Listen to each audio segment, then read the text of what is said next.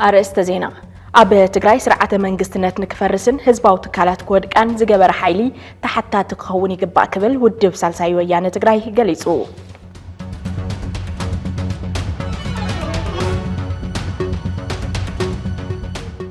أب مرير سدات حزم من زبالين زركب هزب تجري كسب حزز حلفو زلو ناي مكرع عمتات كي يأكل حزون أب تاريخ رؤي وزي يفلت أزيو كبيد ناهلك أتحدى قاقين ولا كبل سلال سبيك محبرسة معراب تجري جليسو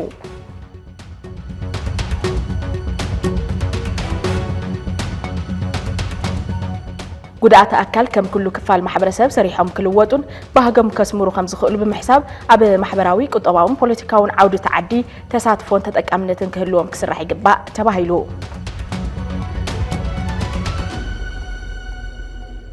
سلام مهد عنا هبلي إذا خبركم تخطاتلتنا دمست انت بي اس تي في زينا براخة جميرلو زيناتات مقرابة حبيركم تسألني حيلان كيروس كتكاتلنا دما بخبرنا عدم فلما ملغت تي بي اس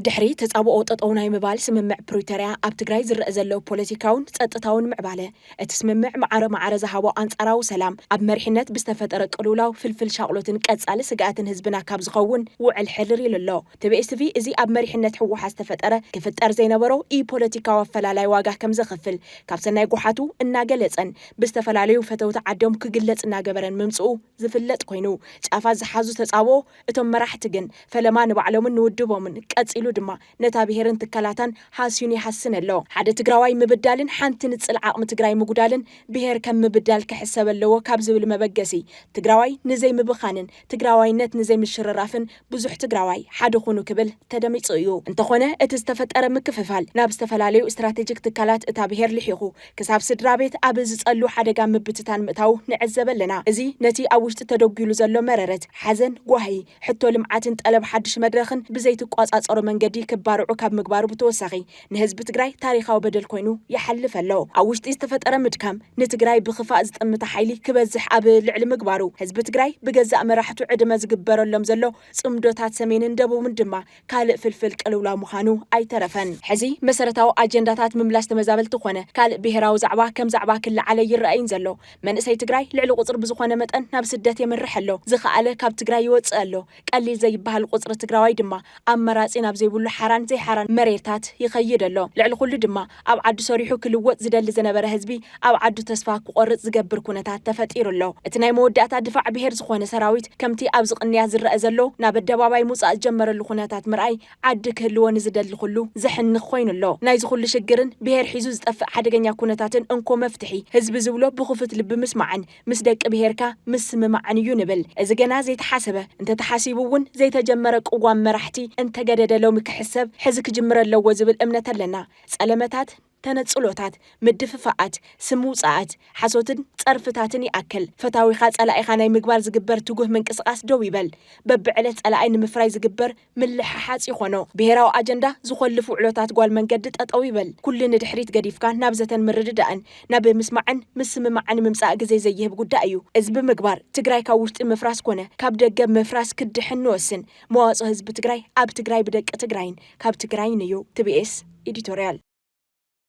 أب تجري سرعة منجستنات نكفرسن هزباو تكالات كود كان زجبر حيلي تحت تخوني جبا كبل ودب سالسايو يعني تجري جليسو تودب لومي أبزحبو مجلسي كان تحت تنهلود كتجري ودب حوحاتن ببجزء زجوره نايوان برود تطني كبل كاسيسو زرزر لنا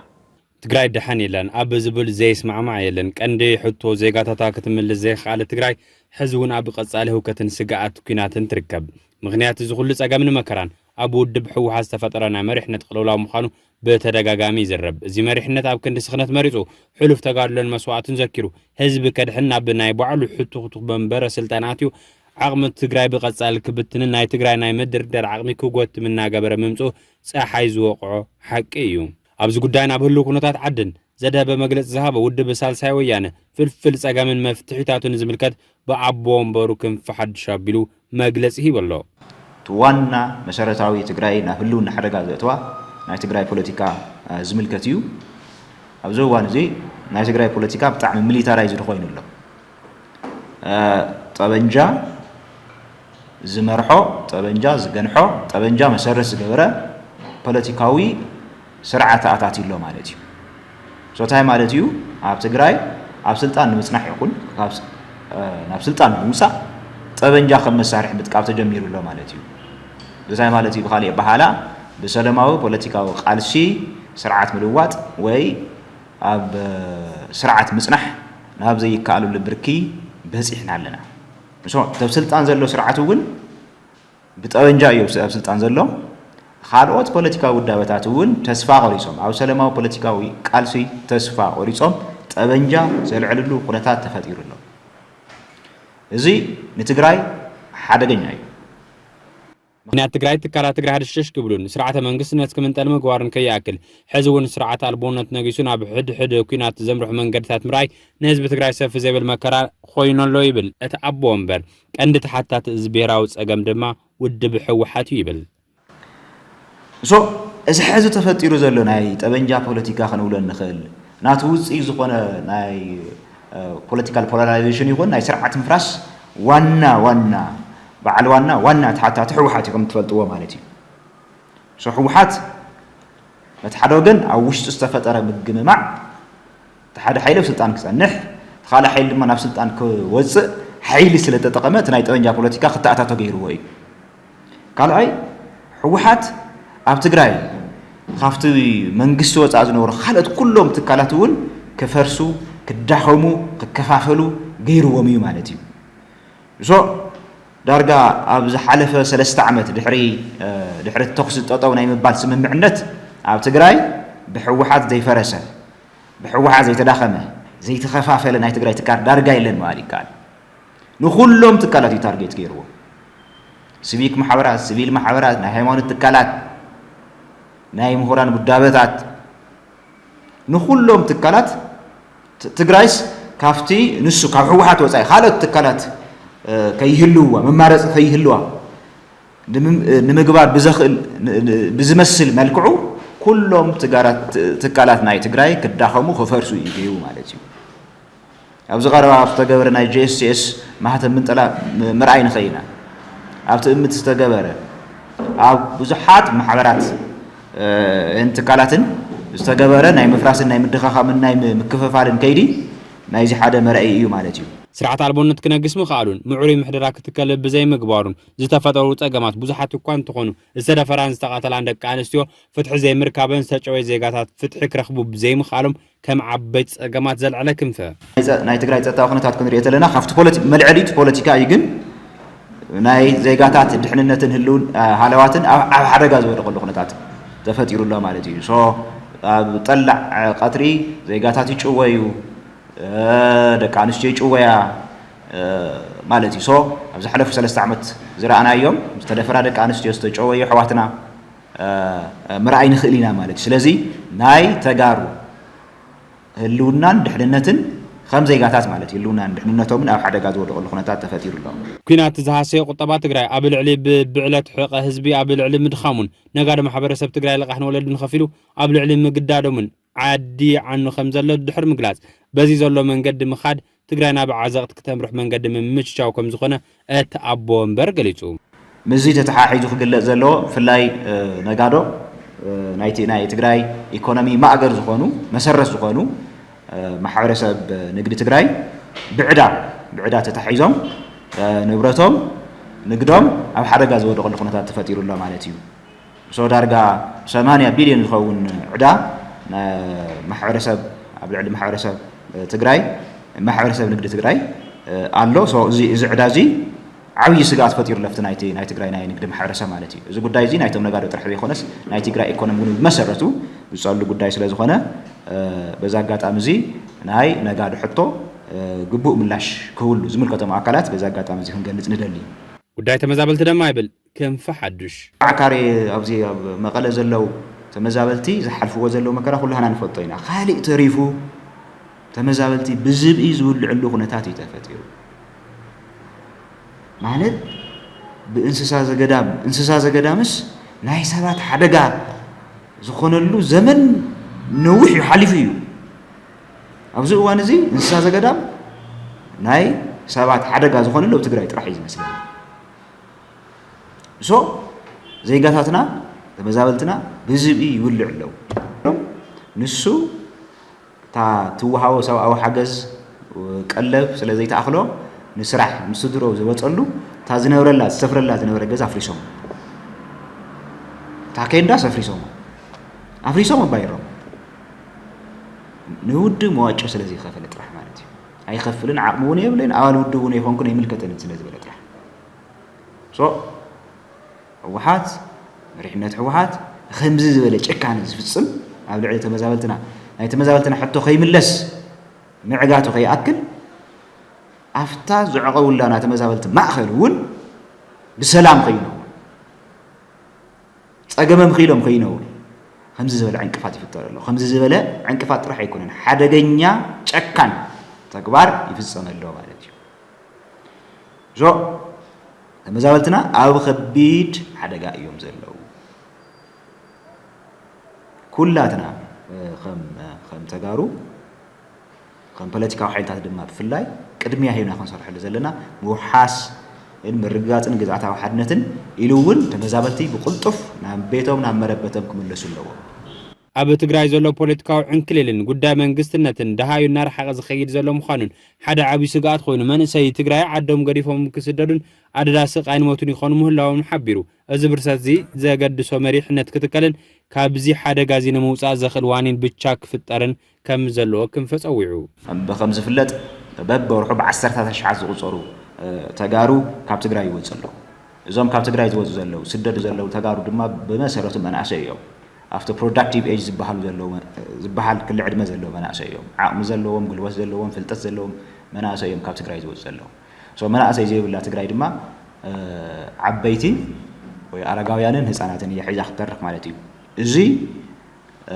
ዓብይ ሓደጋ እዩ ዘስዕብ ንትግራይ ማለት እዩ ሳልሳይ ወያነ ትግራይ ፀገም ትግራይ ክፍታሕ ዝኽእል ብሄራዊ ጉባኤ እንትፅዋዕን በዚ ኣቢልካ ድማ መጠሻ ንህዝቢ ትግራይ ዝመስል መንግስትነት እንትረጋገፅን ምዃኑ እናገለፀ መፅኡ እዩ ኣብ ትግራይ ስርዓተ መንግስትነት ክትከልን መረፃ ክካየድን ዋላ እኳ ግድን እንተኾነ ህሉ ኩነታት ትግራይ ግና እዚ ዘይፈቅድ ብምዃኑ ግዜ ሰለዳ መረፃ ክናዋሕ ከም ዘለዎ ተገሊጹ ሎሚ ውድብ ሳልሳይ ወያነ ትግራይ ብኣቦ ወንበሩ ብክንፈ ሓድሽ ኣቢሎም ዝሃቦ መግለፂ ተመዛበልቲ ናብ መረፃ ጣብያታቶም ኣብ ዘይተመለሱሉን ዝተቆረሰ መሬት ትግራይ ናብ ሰዋኑ ኣብ ዘይኣተወሉን እዋን ዝካየድ መረፃ ንኩሉ ዘየሳትፍን መንግስትነት ንኸይትከል ዝገብርኒ ክብል ገሊጹ ብሄራዊ ቦርድ መረፃ ኢትዮጵያ ትግራይ ዘላትሉ ኩነታት ኣብ ግምት ከየእተወ መረፃ ተካይድ ምሕሳቡ ብብዙሓት ዝንቀፍ ዘሎ ኮይኑ ትግራይ ናይ ባዕላ መማረፅ ግዜ ሰለዳ ክትጥቀም እቲ ቦርድ ዝከኣሉ ኩሉ ክገብር ኣለዎ ኢሉ ተወሳኺልና መረፃ ክግበር እንድሕር ኮይኑ ሓደ ትግራይ ግዝኣታዊ ሓድነት ክምለስ ኣለዎ ተመዛበልቲ እውን ናብ ቤቶም ናብ መረበቶም ክምለሱ ኣለዎ ካልእ ከምቲ ቅድም ዝበልኩ ናይ ትግራይ ፖለቲካ ሚሊታራይዝድ ኮይኑ እዩ ህወሓት ሕዚ ፖለቲካ ፓርቲ ኣይኮነን ዕጡቕ ሓይሊ እዩ ናይ ትግራይ ፖለቲካ ህወሓት ጥራሕ ዘይኮነስ ካልኦት ተዓጠቑ ሓይልታት እውን ኣለዉ ተጋሩ ናይ ትግራይ ፖለቲካ ዲሚሊታራይዝ ክግበር ክኽእል ኣለዎ ናይ ትግራይ ፖለቲካ ካብ ዕጡቓት ሓይልታት ነፃ ክኸውን ክኽእል ኣለዎ ትግራይ ናይ ፀጥታ ሓይሊ የልያን ማለት ኣይኮነን ናይ ፀጥታ ሓይሊ የልያ እዩ ግን ፖለቲካዊ ሓይልታት ግን ክዕጠቕ የብሎም at the same time ዕጡቓት ሓይልታት ፖለቲካዊ ሓይሊ ኮይኖም ክመፁ የብሎም ናይ ትግራይ ፖለቲካ ዲሚሊታራይዝ ከይተገበረ መረፃ ምግባር ይከኣልን ምክንያቱ መረፃ ክግበር ተኮይኑ ፖለቲካዊ ውድባት ካብን ናብን እናተንቀሳቐሱ ህዝቢ ክቅስቅሱ ኣለዎም ኣኼባ ክፅውዑ ኣለዎም ሰላማዊ ሰልፊ ክገብሩ ኣለዎም ናብ ልዕሊ ጫፍ ናይ ትግራይ እናኸዱ መሮፅና ክብሉ ይኽእሉ ኣለዎም ሕዚ ብጭቡጥ ግን ኣብ ትግራይ ከምኡ ንምግባር ዘኽእል ኩነታት የለን بمسرته بتم قدم زولكو تقصكم كل التقنيات مال كل تمسرتها معناتات مالت كله مرصان مغبار مرصا بورد محاور ساعه حتى خزرق حلو افت مرصا ساتفو اتمرصا فاسيليتيز زغورو سيفيك محبرات كلو لوم ميدياታት كلو لوم ናይ ጸርታ ናይ ፍትሕን ትካላት ኢንዲፔንደንት ክኾኑ ኣለዎም እዚኦም ዝተወሰነ መልኩ ኣብ ዘይተማልእሉ ኩነታት መረፃ ንምግባር ኣሸጋሪ እዩ ማለት እዩ እንታይ መረፃ ንምግባር ድለዋቲና ይኹን እምበር መረፃ ንምግባር ዘኽእል ኩነታት የለን ጆኖሳይዳል ኩናት ሓሊፋ እያ ኣብዚ ሕዚ ዘላ ትብርክ ዘላ سو ኣብ ኢትዮጵያ ዝግበር መረፃ ማዕረ ኣብ ትግራይ እውን ክግበር ኤክስፔክት ምግባር እውን ትክክለ ይመስለኒ ምክንያቱ ተን ካልኦት ከባቢታት ናይ ኢትዮጵያ ሪሌቲቭሊ ብዝሕሸ ኩነታት እዩ ትግራይ ግን 2 ዓመት ብጄኖሳይዳል ኩናት ሓሊፋ ድሓር ድማ ኣብ ዘይተሳኽዐ ከይዲ ሽግግር እያ ዘላ ኣብ ዘይተሳኽዐ ዝተሓላለኸ ከይዲ ሽግግር እያ ዘላ ገና ካብ ፀገም ይወፀተን ጥራሕ ዘይኮነ ፀገማትና ተጋደዱ እዮም ዝኸዱ ዘለው ሶ እዞም ፀገማት እዚኦም ብውስን መልክዑ ዘይተፈትሕሉ መረፃ ምግባር ኣሸጋሪ እዩ ጥራሕ ዘይኮነስ ከቢድ እዩ ስለዚ ከም ሳልሳይ ወያነ ትግራይ መረፃ ኣብ ትግራይ ክግበር ኣለዎ ግን ኣብቲ ቦርድ መረፃ ቀሚጥዎ ዘሎ ስኬጁል ንምግባር ግን ብጣዕሚ ከቢድ እዩ ሓፂር እዩ ሶ ናይ ትግራይ ኩነታት ብፍሉይ ተራእዩ መረፃ ዝናውሕሉ ኩነታት ክፍጠር ከለዎ ኢልና ኢና ንሓስብ ኣብ መሪር ስደትን ሕሰብ ምምዝባልን ዝርከብ ህዝቢ ትግራይ ክሳብ ሕዚ ዘሕልፎ ዘሎ ናይ መከራ ዓመታት ከይኣክል ሕዚ እውን ኣብ ታሪኹ ርእይዎ ዘይፈልጥ ኣዝዩ ከቢድ ናይ ህልቂት ሓደጋ ኣጋጢምዎ ኣሎ ክብል ጽላል ሲቪክ ማሕበረሰብ ምዕራብ ትግራይ ገሊጹ እቲ ንዓመታት ዝዘለቐ ናይ ጥሜትን ሕሰምን መከራ ሕዚ ኣብ መዕቆብ ተመዛበልቲ ማእኸል ሕጻጽ ብፍሉይ ብዝኸፍአን ብዝመረረን መልክዑ ተቐይሩ ንህይወት ኣሽሓት ወገናትና ናብ ኣፍደገ ሞት ይቃልዓሎ ክብል እውን እቲ ማሕበር ገሊጹ ኣብ ማእኸል ሕጻጽ ዝርከብ ተመዛበልቲ ወገናት ሕዚ ተሳጢሕሉ ዘሎ ናይ ጥሜት ሓለንጊ ፈጺሙ ግዜ ዘይህብ ምዃኑን እቲ ኩነታት ካብ ፀገም ሓሊፉ ናብ ህልቂት ገጹ ይግስግስ ከም ዘሎ ጽላል ሓቢሩ ነፍሲ ወከፍ እንወፍያው ስንቲ ሓገዝ ንህይወት ሓደ ወገንና ካብ ሞት ናይ ምድሓን ወይ ናይ ዘይምድሓን ውሳነ ዓቕሚ ስለዘለዎ ኩሉ ደገፍ ክገብር እቲ ማሕበር ፀዊዑ ኣብ ቅድሚ ኣዒንትና ዝረግፉ ዘለው ህይወት ንምድሓን ኣብ ውሽጢ ዓድን ወፃን እትርከቡ ወገናት ውልቀ ሰብ ሃፍቲ መንግስታውን ዘይመንግስታውን ትካላት እውን ሰብኣውነት ዝስምዐኩም ኩለኹም ወገን ንወገን ብዝብል ሰብኣዊ ሓልየት ክትልግሱ ንፅውዕ ይብል ጽላል ሲቪክ ማሕበረሰብ ምዕራብ ትግራይ ናይ ህዝቢ ስቃይን ኣውያትን ናይ ነፍሲ ወከፍና ሕማምን ቁስልን ምዃኑ ብምርዳእ ወገንና ብጥሜት እናረገፈ ስቕ ምባል ኣብ ታሪኽን ሕልናን ዝሕትት ጥራሕ ዘይኮነስ ሰብኣውነትና ዝፍትነሉ እዋን እዩ ክብል ሓቢሩ ስለዚ ይብል ጽላል ብዘለኩም ዓቕሚ ኢድኩም ክትዝርግሑን ህጹጽ ረድኤት ብምቕራብ ታሪካዊ ሓላፍነትኩም ክትዋጽኡን ናይ ዝንጹህ ህዝቢ ስቃይን ኣውያትን ንምቅላል ናይ ባዕልኩም እጃም ክትውጻወቱ ጻውዒት ተቕሪቡ እዚ መልእኽቲ እዚ ናይ ተራ ሓገዝ ሕቶ ጥራሕ ዘይኮነስ ንሰብኣውነትን ንሕልናን ዝተገበረ ወሳንን ህጹጽን ናይ ህይወት መድሕን ጻውዒት እዩ ክብል እውን ኣብቲ ዘውጽኦ ሓበሬታ ሓቢሩ مريسكم سلت كتاتولنا زينا نمسكنا حزم زينا براخن دقات صليو ጉዳት አካል ከም ኩሉ ክፋል ማሕበረሰብ ሰሪሖም ክልወጡን ባህጎም ከስምሩን ከም ዝኽእሉ ብምሕሳብ ኣብ ማሕበራዊ ቁጠባን ፖለቲካውን ዓውዲ ተዓዲ ተሳትፎን ተጠቃምነትን ክህልዎም ክስራሕ ይግባእ ተባሂሉ እዚ ዝተባሃለ በብርካ ሃገር ንመበል 33 ግዜ ዝኽበር ዘሎ መዓልቲ ጉዳት አካል ምክንያት ብምግባር ኣብ ዩኒቨርሲቲ መቐለ ቅጽራ ዓዲ ሓቂ ኣብ ዝተዳለወ ናይ ምርኣይ ዝተሳኣኖም ስፖርታዊ ውድድር ኮይኑ ኣብ ዝረኸብናዮም ተምሃሮ ንትካልና ኣብ ዝሃብዎ ቃል መጉዳት አካል ካብ ትደልዩ ዕላማ ከሰናኽል ከም ዘይኽእል ሓቢሮም ማሕበረሰብና እውን ኣብ ጉዳት አካል ዘለዎ ጉጉይ ኣረኣእያ ክቕየር ይግባእ ክብሉ ተላብዮም ተወሳኽለና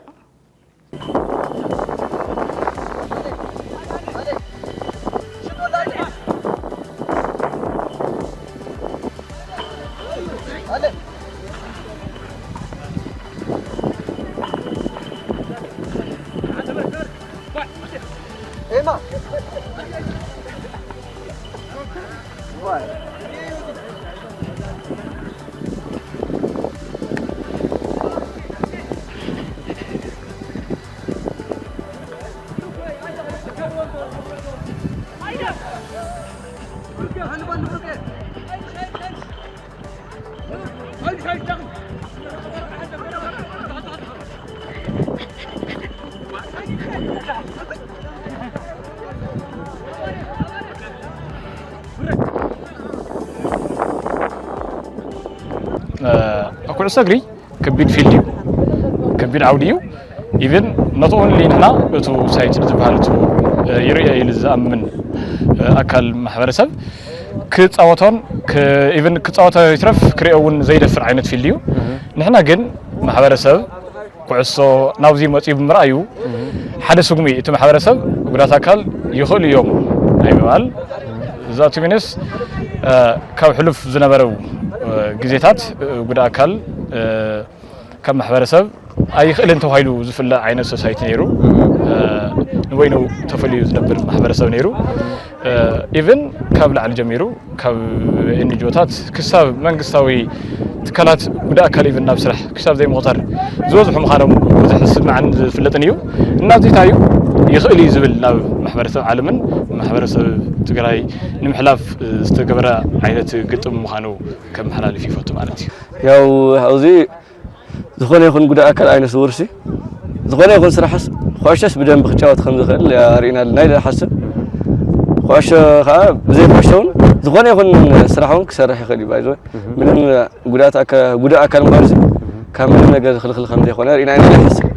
ማሕበረሰብና ከም ትፈልጦም ኣብ ገለገሊኦም ገና ዘይተነፀረሎም ሓሳብ ይህልዩ ኣለውን ብግልጽ ማለት እዩ ኣብ ገለገሊኦም ዕሙቅ ኢልና ናብ ገጠራት ንሕራትና ጉዳት አካል እንኳን ደክ ይሰርሕ እንኳን ደክጎይ ከፍት ኮፍ መበሊ ሰሙጽ ተዘልዕሉውን ዝላዕላ ይመስሎም ግን ረይናስኪ ያው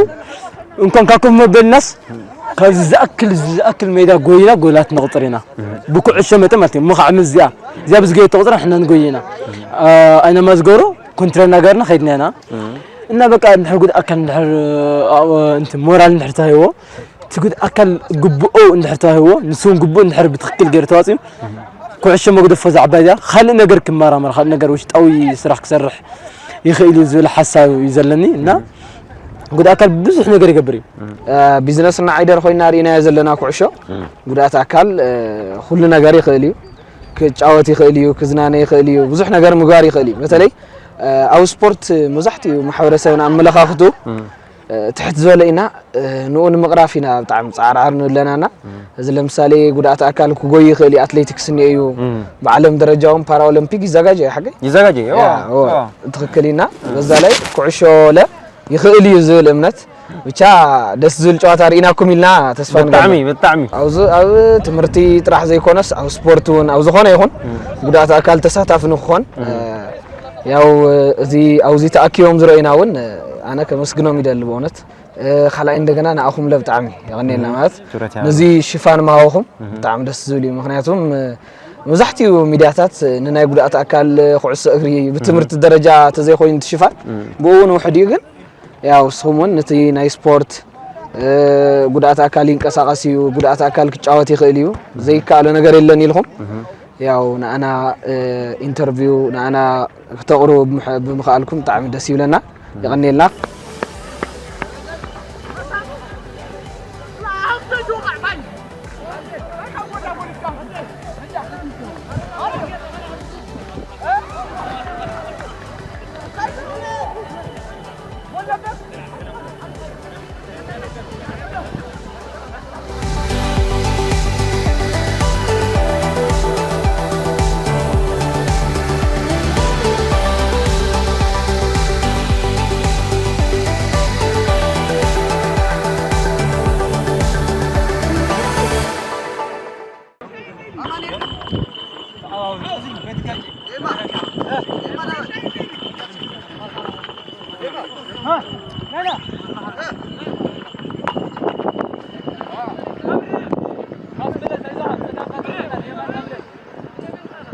أب هيمانتاوي بعلات الرأي زلوا ببوجلو خنكا زجبروا جونات إن بأسن نخليو تواديد كمسرح كم زدلي تجليسو إذا تجلس حزب المحاور تنك في لكتة محدنت أبى درش حاول تسمعتها تبز سالت أو مدرخو على سلاميو حزب أكلات تنك في لكتة محدنت أب مرجعات سلامن دحن النتين كما بيوم جميرهم وزلوا أرأي الناس زبلت تعاقيون تتناخيرون كقصلون أرتوا على سلام تملاخيت الله حزب من محدارن في لكتة محدنت أبى شدش توارح الرأي زلوا استودب من كسقات تبع وصيت نيمزجب بمهلاو حدش من نقنق بمفتار ناب زبلت أمدرخ عوت نمبرخ كل جديو كتصاوت تسوع وانا محداري اتكفل كتما هايلاي ولدس اللاسيو كل كفال حبرت سب ببود دابتاتو أو جني أكلت الترابيبو زجور زلنو واحتساتفو زن أد مخان زبرها تم محداري أب هاي منتاوي بعلات من أسي حد عين التيشيرت تخدينهم بجوجل زجور وبأسن سألن نتبع علي سألوه كم زلون اتزخبر هاي منتاوم بحلاون بعل كبرتاتو حلو نكب بعل قده مراحة هاي منتو العلم خانو أجنزيبو ኣብቲ ዋዕላ ሰላም ዝብል ስያመ ዘለዎ መድረኽ ዝተረኸበ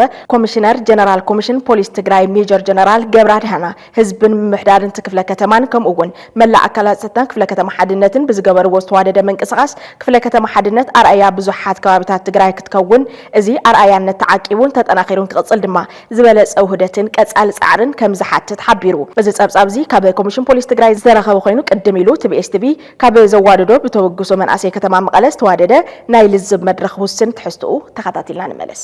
ካውዝ ነገር ካውዝ ባእሲ ምንም ጥቕሚ የብሉ ወላ ካውዞም ቅድሜና ነውሩ ድዮም ካና ድዮም ምንም እንትን ልጥል ተጠቐመሰ ስለሌለ ኩሉ ነገርስ ተትናሕድጉ በቃ ማንም ሰብ ኣብ ማንም መንደር ኸይዱ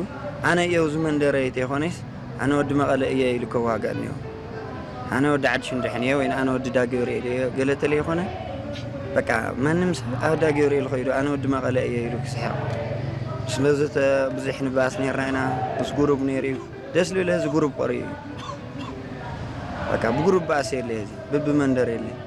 ግን ማንም ሰብ ኣብ ማንም ኸይዱ ደረቱ ነፊሑ ዝሰርሐሉ ለቤተሰቡ ልጥውረሉ ኩሉና ኣብዚኣ ነና ደቂ ድኻ ኢና ሰሪሕና ንበልዕ ኢና ሰሪሕና ለቤተሰብና ንሕግዝ ሰባት ኢና ና ደቂ ዓበይቲ ተረዲኩም ኣዶታትስ ኣይነንብዕ ቃ ላውቂም በቀል ምቅታል ገለ የድልየና ይዋ ደቅኖ ማርያም ነለ ዋጋ ከሎ ኣደናስ ደቂሰን ይደቅሳ ይዕርፋ ብዙነበረ ኩናት ንሞትና ኣሕዋትና ያኽሉና ደቂ ዓበይትና ብሰፈር ሰፈር ይቕረ እዚ መልእኽቲ እዚ ንመላእ ትግራይ ንመቐለ ብቻ ይኾነ መላእ ትግራይ ሰፈር ብሰፈር ባእሲ ይቕረ ደቂ ዓበይቲ እና ባይዘ ቁም ነገር ኮይኑ ንርእዮ ተግባር ንጎራ ኣብ ተግባር ነውዕሎ እዚ ቪድዮ እዚ ነዋግዖ ለናስ ቁም ነገር ገይርኩም ኣሪና ደቂ እነይ ደቂ መቐለ ደቂ ሰው ዓንደርታ ንፎቶኩም ኢና ቁም ነገር ገይርኩም ኣሪና ኢለ ዋጋእኩም ለኹ ኣንሕና ትትኑ ለናስ ቁም ነገር ኮይኑ ስክንሪአኒ ኢና ደቂ መቐለ እውን ኣብ መንደራት መቐለ ሰለስተ ነገራት ወሲና ኣለና እቲ ሓደ ውሳነና ክንፈልጥ ዝግበአና ኣብ መንደራት ዝግበሩ ናይ ስራሕቲ ቲሸርትታት ባባና ክሓልፉ ወይ ከዓ ልዞም ብትሕተና ኣለዉ ብዕድመ ንእሱና ላብ ሳሴና ላብ ቺቻ ቅድሚ ምኻዶም ኣንሕና ኣብ መንደር ኣማኺርና እዛ ኣብ ሕቐ ትግበር ጽሑፍ መንደርነት ለግለለት ልቶ ሃይማኖታዊ በዓል ለኽብር ክኾን ኢልና ክነማኽሮም ሓደ ካልኣይ ካብዚ ብላዕሊ ኮይና ዝተፈላለዩ ፕሮግራማት ሒዝና ኣብ ሓደ ኣዳራሽ ተኻሪና ካብ ጫፍ መቐለ ኩሓውን ሓውስኻ 7 ክፍለ ከተማ ተረኸቡሉ ተናስተናሰ ካብ ክፍለ ከተማ 10 ሰብ ዞም ዋና ዋና መብራህቲ ወይ ከዓ ኣምፖል ድምላይቲ እዮም ንብሎም ካብ መንደር 10 ሰብ መሪፅና ክርከብ ምስ መንደራት መቐለ ከምኡውን ግራናይት ወዲ ገባር ግራናይት እውን ከሳና ማኸር ነይሩ ስፖንሰር ካትካቲ ኣላልሽና እሳተ ንገብራ እሞ ድምቀት ክህልዮ ተሰማዕነት እውን ክህልዮ ዞም ሰባት በኣካል እውን ክነብር ህልንዮ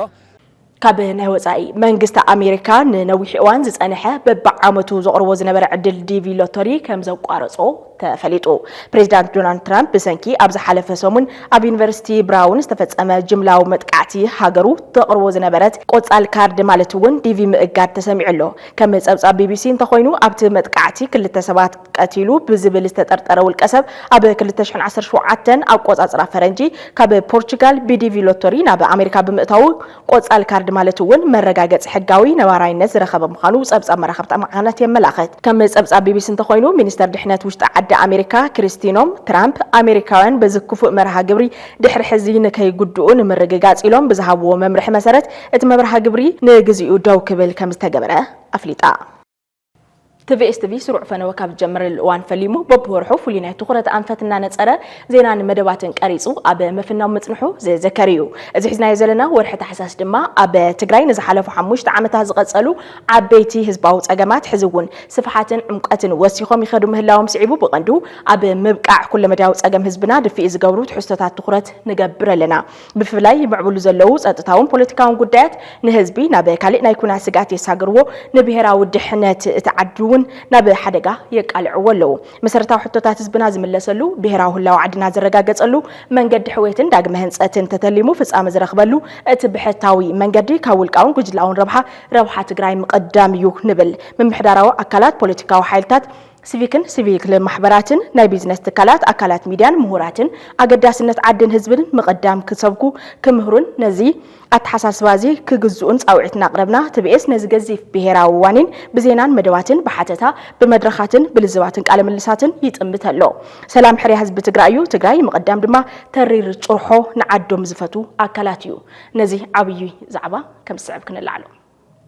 وعلي بريتوريا وانا زي تفصل المخنيات تاي كان مترطر حليفو زي متأمن زوج حل بخنياتي ولا كالخو حست زي متأمن من تاي تفطرت الخاني كفتن احنا إثيوبيا وانا هلنا ابتي زلو مستي مسمع مع اكلها ابكن حبيرها مسرح نايدق حيل مقلاش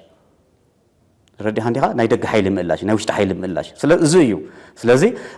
وشت انكليل خوينكا نا إثيوبيا صقامات ناغانغو تاي فطرهم زي قمارني كحقي سلازي تاواني فطر نوالخا صقامات مرعي مالت ازي كخون يولي زي حماقنتي سلازي انا إثيوبيا وانينا تغارينا سلازي إثيوبيا زبحال عدي نخالي حليفنا إرترا زبحال خالي غروت هاجر خنبل كنفكر وي دما خنقرقر يغبنا هزونا ايو هزونا تغارو معات لو إثيوبيا وشتي سلازي إثيوبيا ريسورسنا إثيوبيا هافتي كل ነገር حاويرنا لا تطقمنا حاويرنا خنطقم لا تغبنا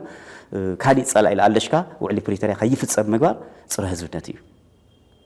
زي صره هزبنت مالت سلازي ازي كون توين تغزيام ممحدار وانت اخغبر للو حدا مس زلو ودو هو حزب بحالون كم سلكا زلو مسي ناي صمد زبحال اكلون فيفا زغور ነገር የለን ግን ኮንና ይልግባ بግልጽ አዘው زي መትካላው ለሆነ ስራራት ይረየም ኮንና ይግባ بግልጽ ህዝብ ትግራይ ዘልዮ ወዕሊ ፕሪቶሪያ ሰላባው መንገድ ንخፍጸም ክፍጸም ተኮይን ደማ ምትእማን ምጥርጣር ገሪፍካ ምትእማን ላስፋኻቶም ዘለው በውዕሊ ፕሪቶሪያ ስምምዕነት መሰረት ሓደ በሓደ ንخፍጸሙ መስራح ማለት እዩ ስለዚህ አውዚ ብዙሓት ፀገባትና ፈጠርካ ዲፕሎማሲያዊ ውድቀቱን አብዛ ሃሌካ ጸላእቲ ኣብ ምፍጣር ግን ብጣዕሚ ዓብይ ክፍተት ናፈጠረ ይኸይድ ኣሎ እቲ ውዕሊ ፕሪቶሪያ ንኸይፍጸም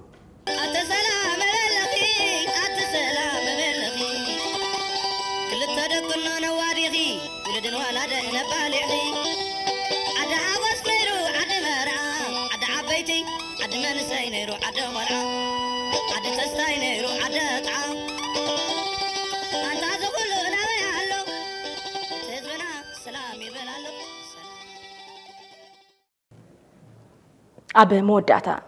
قدمي حموشت عمت كم زعلت قبل علي سلاميان تجارو نبرتي ملازات كورمن ماجون بحيلتات إثيوبيا قفع تفتصيمو انتا تجراي كيرسع كيدقم كابك قالنا العلي ببعلتو نستفتصم قفعتات ببعلتو كذكرون فتحك حتى تلومن يقبع كاب زبل صنوع حزباو امنت نلومي ابز تتقسبوتا هيوتو من زحلفه وجنات سدرات قداياتن مذكر حلافنت ناي جسمعو تكال وانينيو دحرتي كل قفع حزنن كم اون دحرتي اب بريتوريا استفرز مسمعون تخونه أب صباحت سممع كوزو زغبوم زنورو وررتن تسفحفحتن إرترانا محرن حزون أمريت تجراي اللو أبزم بوررت تتحيزم زلو كابتا تجراي زركاو دق تجراي حزون سلحتاو صنتانا تفصم لهم يركب فرمتو على بروتيرا نتبتات سممع بنفصام سلامن حويتن تجراي أب مرقات إلون نقدات فتحي نبدل تدما فرد كمص أب مغبار قدوم كصاوتو صاوعتنا نقرب